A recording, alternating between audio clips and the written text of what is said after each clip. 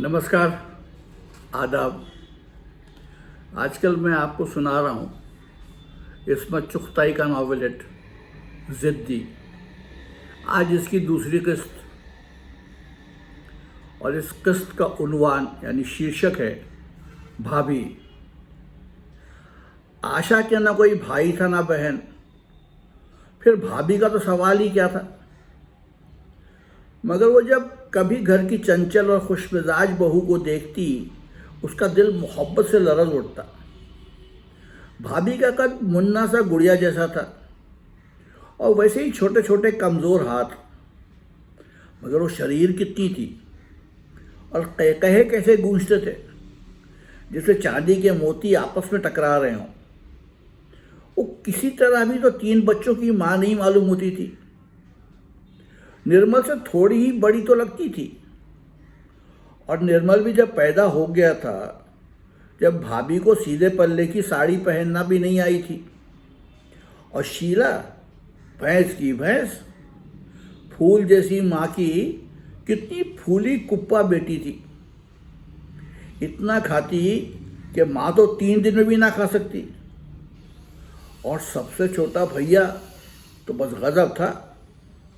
हाँ, वो ज़रा भाभी का बेटा लगता था क्योंकि उस पर ही वो फिदा थी। ये बेतुके बच्चे और पति महाराज तो बस बुद्ध का मुजस्समा थे। जितना बीवी हंसती उतना ही वो चुप रहते। किसी बनिए की परछाई पड़ गई थी, बस सिवाय गांव की देखभाल के और कुछ नहीं। बस मुस्कुरा देते थे और भाभी हर वक्त तीतरी की तरह उड़ती फिरती। वो उसके और पति महाराज के मिजाज में ज़मीन और आसमान का फ़र्क था, मगर ऐसी ही सुकून से निभ रही थी जैसी ज़मीन और आसमान की निभ रही है। उनकी बला से बीवी फूहड़ थी, कम उम्र और ज़िद्दी थी। वो सास का कहना बस कुछ ऐसा ही मानती थी। ज़रा सी बात पर रूठ जाती, मुंह फुलाकर घंटों रोती, देवर से शिकायत करती। यहाँ तक कि ससुर की लाडली होने की वजह से सास की शिकायत ससुर से कर देती। वो थी भी तो उनसे उम्र में छोटी। हाँ, और देवर से तो उसकी हर वक्त लड़ाई होती। शादी होकर आई है तो पहला प्यार देवर से शुरू हुआ और पहली लड़ाई भी उसी से हुई। और उसने शर्म करना तो किसी से सीखा ही नहीं था। सुबह ही सुबह ये रंगीन भाभी उठ बैठती और बच्चों पर सफाई का हुक्म सादर कर देती और फिर उन्हें नाश्ता कराने में तो हलकान हो जाती। मम्मी मेरा टोस्ट, निर्मल चिल्लाता, सूखा मारा इंसान। और मेरा दूध पी कर शीला कचौरी हो गई थी। और सबसे छोटा भैया हलक के आखिरी कोने से चिंगाड़ मारता। बीच में भाभी कुश्ती लड़ती। देखो मम्मी, ये मेरा पापड़ खा गई। निर्मल बिनबनाता, ले अपना पापड़ मंगते। शीला पापड़ मुंह पर मार देती। देखो मम्मी, निर्मल फरियाद करता, सूखे टिड्डे, मोटी भैंस, तुम सूखे टिड्डे हवा में एक दिन उड़ जाओगे और तू मोटी कुप्पा एक दिन फटाक से फट जाएगी। कुतिया उल्लन। निर्मल और शीला एक दूसरे का खूब मुंह नोचते और निहायत मेहनत से काढ़ी हुई फ्रॉक पर दूध छलक जाता और निर्मल का तोस उसकी कोहनी में चिपक जाता। तब भाभी चिंगाड़ती, क्या अंधेर है निर्मल के बच्चे। और वो चटाचट निर्मल की नंगी रांगों पर थप्पड़ मारती और शीला की कमर में धमोके लगाती। और जो इसी असना में कहीं पूरन आ जाता तो बस भूचाल का मज़ा आ जाता। वो आते ही निर्मल के उच्छू लगवा देता और शीला की तोंद में उंगलियां ठेलता और भैया के मोटे मोटे गाल इतने मसलता कि खून झलक आता। हट वहाँ से, आया बड़ा। भाभी छोटे छोटे हाथों से पूरन को ढकेलती, लेकिन मेरे बच्चे के गाल लाल हो गए। मगर पूरन उसे और भींचता और वो हंसता। देख लो भाभी, हंस रहा है ना बेहया। हाँ, बिल्कुल अपनी माँ की तरह पूरन उसे हवा में उछालता और साथ साथ भाभी का जी उछलता। हाय पूरन मेरा बच्चा, वो सांस रोक लेती। और जब पूरन उसे लटका कर उसका मुंह दिखाता तो भैया हंसता ही होता। और अगर आशा कोई चीज़ लेकर आती या कोई काम करती होती तो पूरन कह उठता, भाभी आशा अपनी नौकर तो नहीं, वो काम क्यों करती है? काम क्या हम नहीं करते? बड़ा काम करती हो, बच्चों को पीटना, उसके सिवा तुम्हारे लिए क्या काम है? मगर आशा कोई नौकर है, काम करने से कोई नौकर नहीं हुआ जाता। और फिर आशा को ब्याह कर जाना है, वहाँ क्या नौकर लगे होंगे? गरीब घर की लड़की है। क्यों गरीब घर की लड़की है? वो गरीब घर क्यों ब्याह कर जाएगी? गरीब घर नहीं ब्याह कर जाएगी तो पूरन सिंह जी तुम कहीं से उसके लिए शहजादा ढूंढ लाना। वो ऐसे जोर से कहती कि सभी तो सुन लें और पूरन डर जाता। मैं ये थोड़ी कहता हूँ भाभी, तुम तो चीखने लगती हो, न जाने तुम्हारा गला क्यों इतना चौड़ा है। पूरन नीची आवाज़ से कहता और भाभी का बदला भैया गरीब के गालों और शीला की तोन से लेता। बड़ी बूढ़ियाँ कहती हैं ततैया मिर्चें ज़्यादा खा लो तो पेट में जो बच्चा होता है वो बिल्कुल तेज़ मिर्च पैदा होता है। जब पूरन पैदा होने को था तो शायद बड़ी बहू जी ने मिर्चें चाबी थीं, बस उसे तो किसी कल करार ही नहीं। जब तक कॉलेज में रहा खैर, बस छुट्टियों में तूफान आता था। मगर अब तो वो 2 साल से घर पर ही किसी मुकाबले के इम्तिहान की तैयारियां कर रहा था। ये खत भले चंगे लोगों को न जाने कहाँ से हो गया था। घर की जायदाद इतनी थी कि बैठकर 7 पेड़ियाँ मज़े से खाती। मगर कॉलेजों में लड़कों के दिमाग गांव से घबरा जाते हैं। दरअसल कसूर अपने गांव का है। वहाँ है ही क्या सिवाय मालगुजारी के जिसमें किसी का दिल लगे।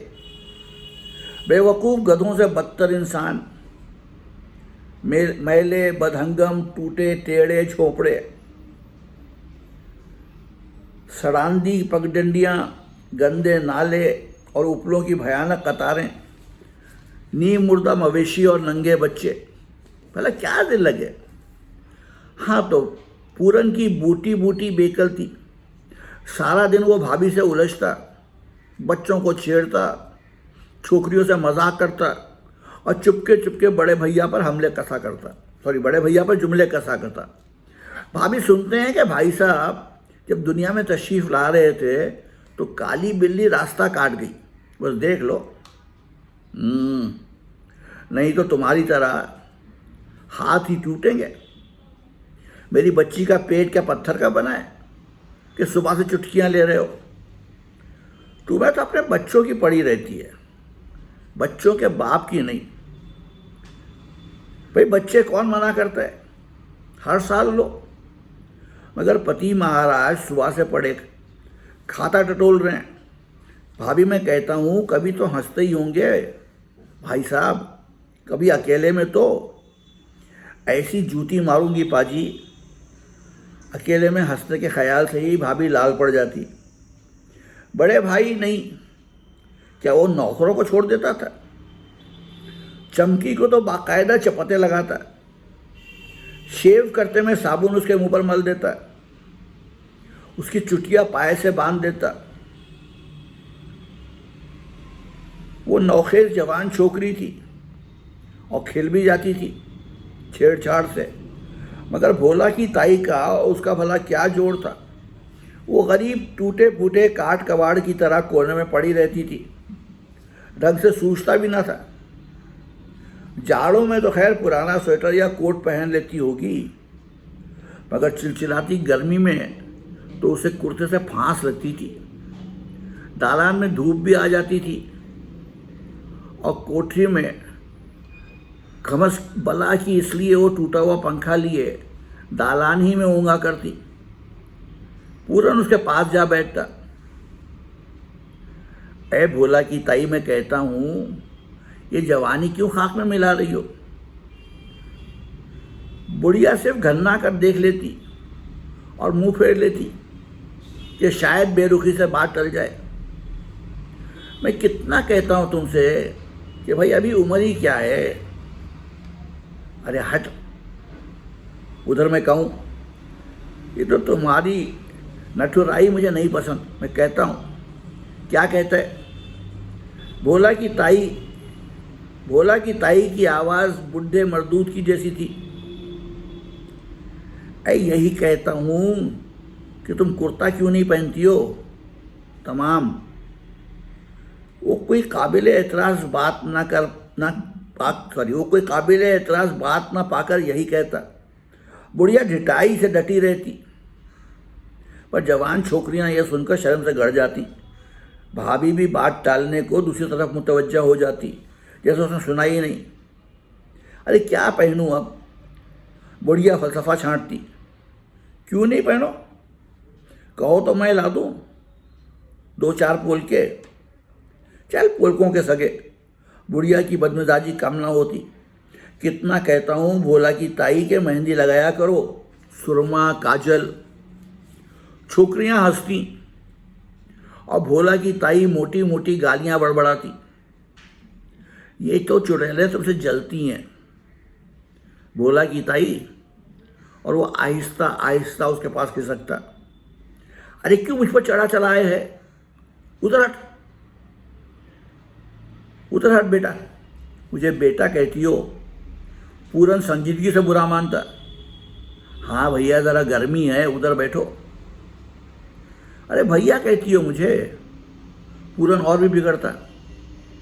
बेटा ना कहूँ, भैया ना कहूँ तो क्या खसम कहूँ तुझे? और बुढ़िया फिर मोटी मोटी गालियाँ सुनाती। मैं तो कहता हूँ फेरे करा लो मुझसे, क्या होगी तुम्हारी उम्र। अरे क्यों शामत आई है तेरी हरामी? बुढ़िया भर्राई हुई आवाज़ से गुर्राती। भोला की ताई जब गालियाँ देती हो तो बस जी चाहता है कि मुंह चूम ले। वाह वाह। और फिर गालियों को गैर मुअस्सर पाकर भोला की ताई मारने पर तुल जाती। लौंडियाँ बांदियाँ लपेट में आ जाती और उन सबको नंगी नंगी बातें कहती, यहाँ तक कि पूरन भी झेप कर भाग खड़ा होता। बुढ़िया बड़ी बहू जी के पास फरियाद लेकर जाती तो छोटी बहू उल्टा छेड़ने लगती। ए भोला की ताई, कर लो ना, ऐसा क्या बुरा लड़का है। मगर भोला की ताई कुछ ऐसी बातें कहती कि छोटी बहू सुनने से पहले ही दूसरे कमरे में चली जाती। तो ये थी नॉवेलेट ज़िद्दी की दूसरी किस्त। कल फिर आऊँगा, अगली किस्त सुनाऊँगा। तब तक के लिए इजाज़त दीजिए। आदाब।